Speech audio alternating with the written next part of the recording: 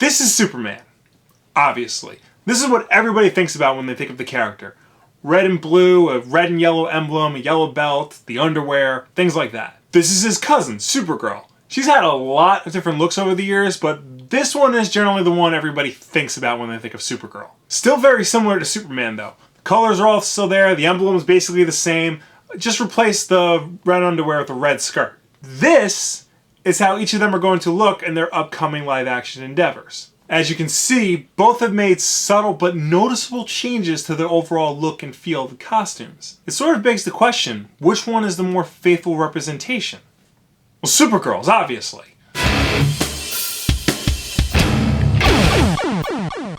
Let's get her differences out of the way first. Most noticeably, the emblem isn't red and yellow.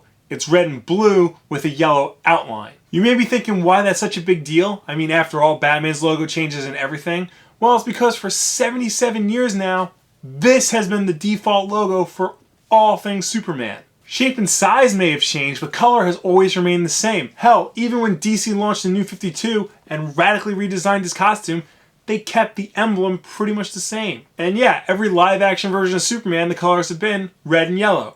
Even the black and white TV show, it's just assumed that it's red and yellow. Now I know the emblem's been different colors in the comics, and the Max Fleischer cartoon wasn't exactly red and yellow, but no matter what, it always goes back to the original look. This is probably going to be permanent for the entire run of the show. It's interesting that they make such a drastic change to a well-known iconic symbol like that. Also different is now she's wearing red stockings instead of just having bare legs. Now, I'm not one of those types of people who think that Wonder Woman shouldn't wear pants or anything like that. If they want to give her stockings, that's fine. What bothers me though is that it's all one color. The skirt, the stockings, and the boots are all the same color red. I feel like they should be black or the same blue as their top is. Break up the coloring a little bit. It's part of the reason why people like the classic underwear look of the pre-New 52 DC.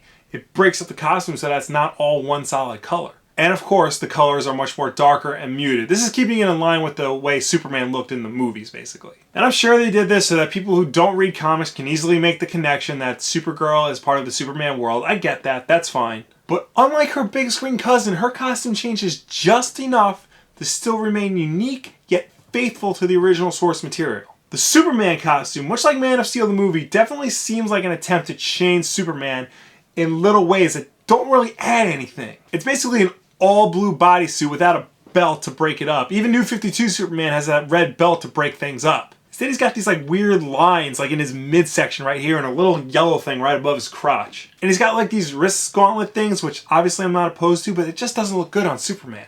Also, his cape's way too f***ing huge, like almost Spawn levels of big.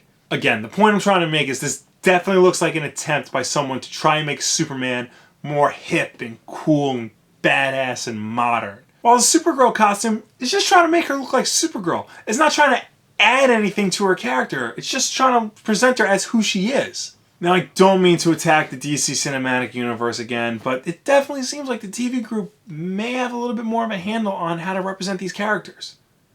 Except for Gotham, but I'm not getting into that again. It really makes you wonder why they don't just let the two groups work together, like the way Marvel does. And don't give me that crap that they're building a multiverse. We all know that they didn't think that far ahead, and they're just coming up with excuses at this point. So, yeah, Supergirl costume, good job. I may actually be watching CBS now because of this. Tell me what you guys think. Are you on board with this costume or the show in general? Let me know down below or anywhere on social media. And as always, like if you like, subscribe if you really like, share this video with your friends. Thank you very much for watching. I will see you next time. Everybody seems to be behind these titles regardless of age, gender, or whatever. They're hip, they're fun, they don't speak down to their audiences, and they don't present themselves as something more serious than what they actually are. So everybody's digging them. Except me. But that's okay. I'm surprised that you went for exclusives.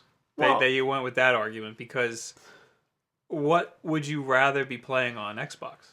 Well, I mean, I just look at the exclusives. Because that didn't launch with anything good either.